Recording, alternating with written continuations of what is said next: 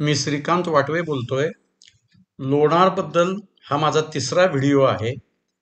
आधीच्या दोन व्हिडिओमध्ये मी पहिल्या व्हिडिओमध्ये तिथलं दैत्यसुदान टेम्पल बद्दल चर्चा केली होती. दुसरा जो व्हिडिओ होता त्याच्यामध्ये त्यातली केमिस्ट्री, त्याच्यानंतर पाणी वगैरे ह्या सगळ्याची चर्चा केली होती. आता जो तिसरा व्हिडिओ आहे त्याच्यामध्ये मी काही काही गोष्टी आता सांगणार आहे. त्या अशा आहेत की आम्ही जेव्हा परमिशन घेऊन खाली उतरलो, आमचे सॅम्पल्स वगैरे कलेक्शन, त्याचे रिझल्ट सगळे मी तुम्हाला ऑलरेडी दिलेले आहेत. मग आम्ही जेव्हा कमळजा टेम्पल पाशी गेलो तेव्हा आम्हाला तिथं दोन तीन मजेशीर गोष्टी बघायला मिळाल्या. एक पहिलं म्हणजे ते सगळं तळ जे आहे ते खारट पाण्याचं आहे, पण तिथे एक छोटीशी हे आहे, काय म्हणूया आपण, विहिरीसारखा भाग आहे. त्याला सासू सुनेची विहीर असं म्हणतात. तिथलं मात्र पाणी खारट नाही आहे. म्हणजे एवढ्या मोठ्या तलावाच्या आतमध्ये ते छोटंसं आहे, पण त्याचं पाणी खारट नाही आहे. हे आम्ही ते चेकही केलं. आता तिथे जी दरवर्षी गर्दी होती ती नवरात्रीमध्ये त्या देवीचा एक दिवस असतो, त्या दिवशी गर्दी होती. त्यामुळे त्यावेळेला ते धार टेम्पल जे आहे तिकडून बरीचशी लोक आत येतात आणि ते आत येऊन कमळजा देवीचं दर्शन घेऊन परत जातात. आता आम्ही त्या लेक एरियामध्ये असल्यामुळे आम्ही तो सगळा जो अंतर आहे खालचा 8 किलोमीटर ते आम्ही पूर्ण चालत चाललेलो आहे. त्यामुळे आम्हाला त्याच्यामध्ये बरेच सॅम्पल्स मिळाले जे सांगितल्याप्रमाणे. मग आता तिथं जी देवळं आहेत शंकराची, ती अशा पद्धतीनं बांधली आहेत की एका देवळापासून दुसऱ्या देवळापर्यंत जायला साधारण 10 मिनिटं लागतात. मग जर का 10 मिनिटं म्हटलं तर 10 गुणिले 12 मंदिरं होती. म्हणजे आता पडझड झालेली आहे पण 12 होती, म्हणजे 120 मिनिटं साधारण लागणार. मग जर का 120 मिनिटं लागली म्हणजे 2 तास, 2 तास म्हणजे 8 किलोमीटर, असा तो सगळा तिथला कॅल्क्युलेशनचा विषय आहे. मग आम्ही ज्या दिवशी म्हणजे आमच्या दुसऱ्या तिसऱ्या व्हिजिटमध्ये आम्ही जेव्हा तिथं उतरलो होतो एमटीडीसी मध्ये, कारण आम्ही प्रत्येक वेळा एमटीडीसीच बुक करून गेलो होतो. याचं कारण एमटीडीसी रिसॉर्ट राहायला चांगलं आणि व्यवस्थित वेल मेंटेन्ड आहे, तिथली माणसे ओळखीची झाली होती. मग आम्ही तिथं एकदा मुक्कामाला असताना दक्रू सोमण आले होते. दक्रू सोमण सर म्हणजे विलेपार्ल्यातले प्रसिद्ध आपण म्हणूयात की विज्ञानातले म्हणजे विज्ञानक आहेत आणि ते आकाश निरीक्षण वगैरे या संदर्भातले गोष्टी सांगत असतात. अर्थात त्यांची आमची ओळख होती कारण ते गोगटे कॉलेजला आलेले होते. ते आलेले असल्यामुळे आम्ही त्यांच्याशी चर्चा चांगलीपैकी केली आणि त्यांनी आम्हाला रात्री तो जो कार्यक्रम होता त्या कार्यक्रमामध्ये त्यांनी आम्हाला पण सहभागी करून घेतलं होतं, आम्ही जे 3-4 जण होतो ते. मग आम्ही नंतर तिथून दुसऱ्या दिवशी म्हणजे जो मधला वेळ होता त्याच्यामध्ये आम्ही पुढं चालत चालत गोमुख टेम्पलकडे गेलो.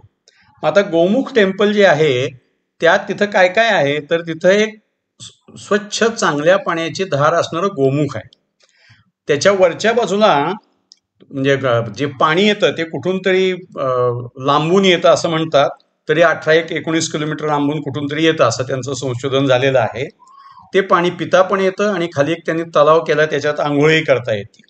असं म्हणलं जातं की विष्णूनं जेव्हा लवणासुराला मारलं, विष्णूनं काय केलं होतं, छोटंसं रूप घेतलं होतं, कारण त्याला त्या गुहेत जाऊन लवणासुराला मारायचं अशी ती गोष्ट आहे.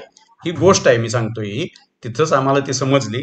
म्हणून ते लवणासुराला मारल्यानंतर ते जे काय ते रक्त आणि हे सगळं होतं ते धुण्यासाठी गंगा तिथं आली. गंगा आली आणि तिचं नाव भोगावती झालं आणि तिथं जो कुंड तयार झाला त्या कुंडामध्ये विष्णूनी स्नान केलं, हात धुतले आणि मग ते गेले. म्हणून तिथं लवणासुराचं जे लवणासुरा मारलेलं जे टेम्पल आहे दैत्यसुदान टेम्पल, ते त्याच गावात वरच्या बाजूला आहे. असं म्हणलं जातं की वनवासात असताना राम, लक्ष्मण आणि सीता यांनी पण ह्या पाण्याचा वापर केलेला आहे, राहायलाही केला आहे आणि तिथं आंघोळीही केलेल्या आहेत. हे सगळं आमचं बघून झालं. आता तिथं तुम्ही आता बघत असाल की त्याच्या शेजारी जी महादेवाचं वगैरे मंदिर आहे, तिथे एक मंदिर शेजारीच आहे. तर त्या महादेवाच्या मंदिराच्या काही काही काय म्हणूया आपण पिलर्सवर कार्विंग केलेली आहे, त्याचेही मी फोटो टाकले. तेही फोटो तुम्हाला बघून आता झाले असतील. त्यामुळे ते फोटो वगैरे बघितले आणि आम्ही तिथून चालत पुढे गेलो आणि आम्हाला जायचं कुठं होतं तर आम्हाला तो हनुमान, जो स्लिपिंग हनुमान म्हणजे झोपलेला हनुमानाचा जो एक देऊळ आहे ते बघायचं होतं आणि तिथून लिटिल लोणार म्हणून एक सरोवर आहे ते बघायचं होतं. मग आम्ही गेलो. ते कानिटकर म्हणून आहेत, त्यांच्या घरामध्येच ते सगळं मंदिर वगैरे आहे. मग आम्ही त्या कानिटकरांना भेटलो, त्यांच्याशी बोललो. मग त्यांनी आम्हाला बरंच काय काय सांगितलं. मग आम्ही आत गेल्यानंतर बेसाल्टच्या खडकापासून बनलेली ती मूर्ती आहे. त्या मूर्तीला पूर्ण शेंदूर लावलेला आहे. मग आम्ही कनेक्ट करण्याचं विचारलं की याची स्पेशलिटी काय. तर ते म्हणले तुम्ही कंपास वगैरे आणलंय का. म्हणलं आम्ही कंपास आणलाय. तर म्हणले फिरवून बघा. मग बाहेर कंपास होता, तो आत गेल्यानंतर लगेच मॅग्नेट ओढलं गेलं. मग आम्ही चेक केलं तर तो हायली मॅग्नेटिक असा तो रॉक आहे, ज्याच्यामध्ये ही मारुतीची मूर्ती आहे. मग तिथंच त्यांनी रामाचं वगैरे छोटंसं एक देऊळ आहे, तेही तुम्हाला बघायला मिळालं असेल. हे सगळं केलं आम्ही. तर ते काय झालंय, ते जे काय एकूण लांबी आहे त्याची, ती खूपच मोठी आहे. तो म्हणजे काय म्हणूया आपण, मॅग्नेटिक स्टोन जो आहे त्याच्या 9, जवळजवळ तो 9 फूट आहे. म्हणजे 9 फूट 3 इंच वगैरे असं त्याचं आकार आहे. आणि त्याच्या पायामध्ये 3 इंचाचा शनीचा पण पुतळा आहे. ते मी आता सगळं फोटो तुम्हाला बघायला मिळालं असेल. मग आम्ही तिथले सगळे घेतले फोटो आणि तिथून बाहेर पडलो. आणि जवळच ते स्मॉल पॉन्ड आहे, त्याला स्मॉलर पोर्शन ऑफ लोणार म्हणतात. ते मीटेरिटचा एक थोडासा तुकडा पडून ते तयार झालेला आहे, अंबर तलाव. मग तो अंबर तलाव बघितला आणि आम्ही परत आलो. आता परत आल्यानंतर आमच्या पुन्हा चर्चा सुरू झाली की आता आपल्याला काय काय बघायला मिळावं वगैरे. मग आम्हाला असं दिसलं की तिथं पक्षी जे येतात, ते पक्षी त्या पाण्याच्या वरच्या सरफेसवर जस्ट येतात, थोडंसं काहीतरी उचलतात आणि घेऊन जातात. मग आम्ही त्या लोकांना तिथल्या विचारलं की हे एक्झॅक्टली पक्षी आता त्या पाण्यात जर का काही प्राणीच नसतील तर ते काय खातायत. मग त्यांनी आम्हाला सांगितलं की स्पिरोलेना म्हणून एक वनस्पती आहे, पाण वनस्पती. ती स्पिरोलेना वरच्या सरफेसवर असल्यामुळे तो सगळा तलाव हिरवा दिसतो. मग हे स्पिरुलिनाचा उपयोग काय आहे, तर स्पिरुलिना खाल्लं की त्या पक्ष्यांना दिवसभर काही खायला लागत नाही. तिने असंही आम्हाला सांगितलं की या स्पिरुलिनाचा उपयोग, हे जे स्पेसमध्ये लोक जातात त्यांना एक त्याची कॅप्सूल दिली तर अख्खा दिवस काही खायला लागत नाही, इतकी शक्ती त्या स्पिरुलिनाच्या त्या पावडरमध्ये आहे. अर्थात लोणारला एक मध्यंतरी कॉन्फरन्स होता लोणारच्या जवळ जालन्याला. तर जालन्याला जो कॉन्फरन्स होता तेव्हा आम्ही गेलो होतो. तिथं ह्या स्पिरुलिनापासून बनवलेले आम्हाला बऱ्याच गोष्टी आम्हाला तिथं आम्हाला बघायला मिळाल्या, खायलाही मिळाल्या. त्यामुळे स्पिरुलिना काय आहे ते आम्हाला चव करता, त्याची चव मिळाली आम्हाला. आता त्याचा जो उतार आहे आणि ते वरचं सगळं जंगल आहे, त्याच्यामध्ये काय काय मिळतं, तर चितळ मिळतं, काळवीट मिळतं, कोल्हा, लांडगा, तडस, बिबट्या क्वचित मिळतो, सायाळ आहे, नीलगाय आहे, रान मांजर आहे, अजगर आहे, घोरपड आहे. सापाचे आणि म्हणजे बिनविषारी आणि विषारी सापाच्या दोन्हीच्या भरपूर प्रमाणामध्ये तिथं व्हरायटीज आहेत. म्हणजे अगदी नागापासून आणि रसल स्वायपर पासून सगळं तिथं आहे. रानडुक्कर पण तिथं आहे. तिथं आता पक्षी कुठले कुठले आहेत, तर सापमार आहे, भारद्वाज आहे, कोकिळ आहे, पाणडुबी आहे, नंतर ठोक आहे, मोर आहे, टिटवी आहे, करंडव आहे, पाणकोंबडी आहे. काही काही वेळा तिथं तुम्हाला हळव्या किंवा सुंदर काळा पिवळा पक्षी पण बघायला मिळतो. त्याची काही मी आता तिथं फोटोही टाकलेले आहेत.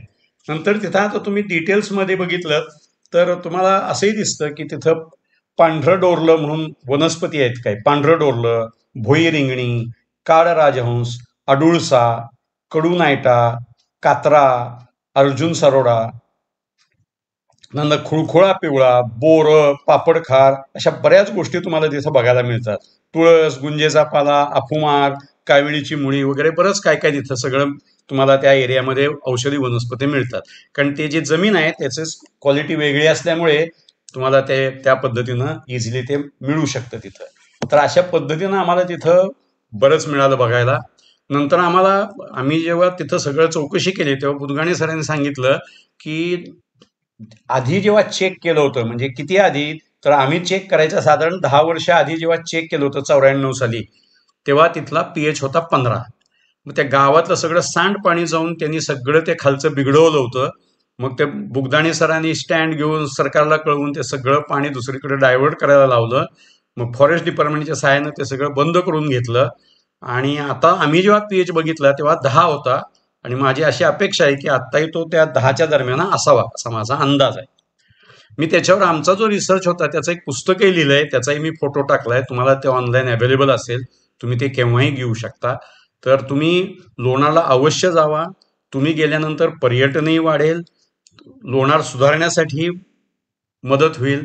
आणि मला सहकार्य करा. तुम्ही आत्ता लाईक आणि सबस्क्राईब करा, म्हणजे मग मी तुम्हाला आणखीनही वेगवेगळ्या गावचे व्हिडिओ देऊ शकेन. हा माझा 3रा व्हिडिओ होता. तुम्ही 3ही व्हिडिओ बघितल्याबद्दल तुमचे धन्यवाद. थँक्यू.